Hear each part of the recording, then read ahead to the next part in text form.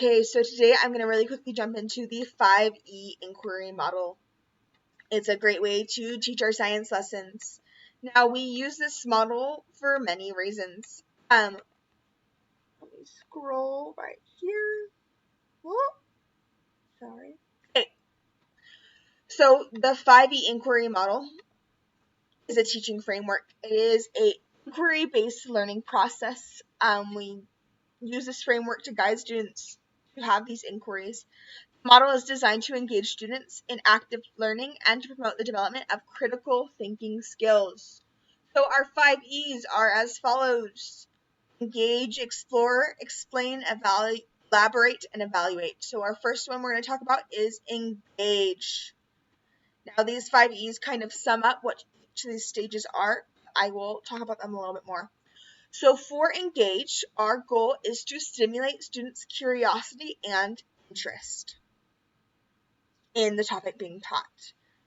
This involves creating a connection between prior knowledge and the new topic. This stage also can include a variety of activities depending on the teacher, such as group discussions or demonstrations or hands-on experiences.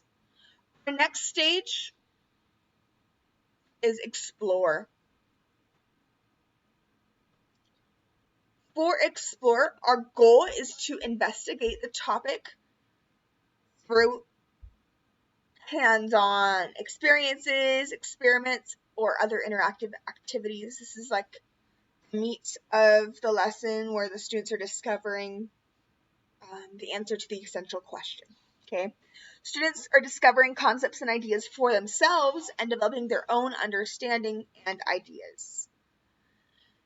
Check this, and to help our students articulate, we move on to the explain stage. For explaining, our students' goal is that they are given an opportunity and take it to share their findings and ideas with others. Okay, they can present their work in many different ways. You can do it with group discussions, turn-in talks, presentations, and written reports.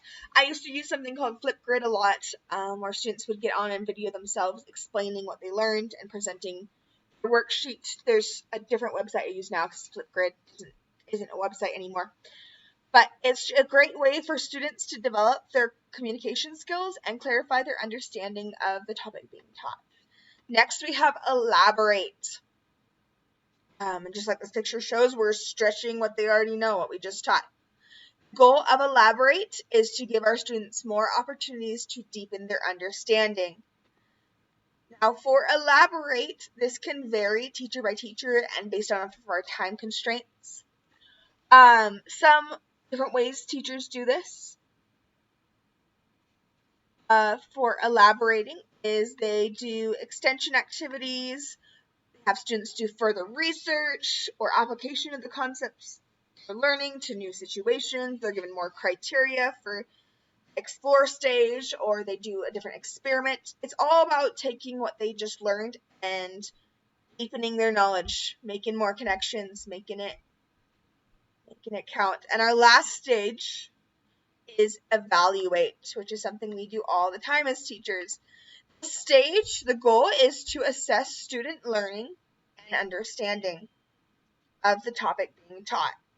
This can be done again in a variety of different ways, such as quizzes, tests, project-based assessments, discussions, observations, rubrics.